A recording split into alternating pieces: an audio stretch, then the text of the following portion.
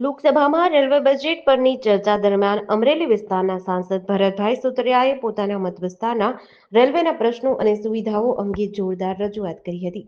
તેમણે અમરેલી માટે નવી ટ્રેનો, ગેજ પરિવર્તન અને રોજગારલક્ષી પ્રોજેક્ટની માંગણીઓ અંગે રેલવે મંત્રી સમક્ષ રજૂઆત કરી હતી.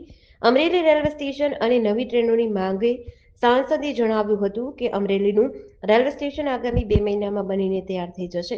આ નવા સ્ટેશનથી અમરેલીની જનતાને સીધી કનેક્ટિવિટી મળે તે હેતુથી તેમણે 2 મુખ્ય ટ્રેનોની માંગ કરી છે. વંદે ભારત ટ્રેન અમરેલીથી આધુનિક સુવિધાયુક્ત વંદે ભારત ટ્રેન શરૂ કરવામાં આવી.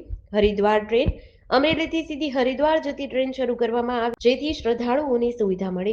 તેમણે ઉમેર્યું હતું કે અમરેલીના અનેક લોકો સુરત, વડોદરા, અમદાવાદ અને મુંબઈ જેવા શહેરોમાં વસે છે, તેથી રેલવેની વધુ સુવિધા આ વિસ્તારો માટે અનિવાર્ય છે. ગેજ પરિવર્તન અને બ્રોડગેજ કનેક્ટિવિટી રેલવેના ઇન્ફ્રાસ્ટ્રક્ચર અંગે વાત કરતા કહ્યું કે ધારી સુધીની મીટર ગેજ લાઇનને બ્રોડગેજમાં રૂપાંતરિત કરવામાં આવે.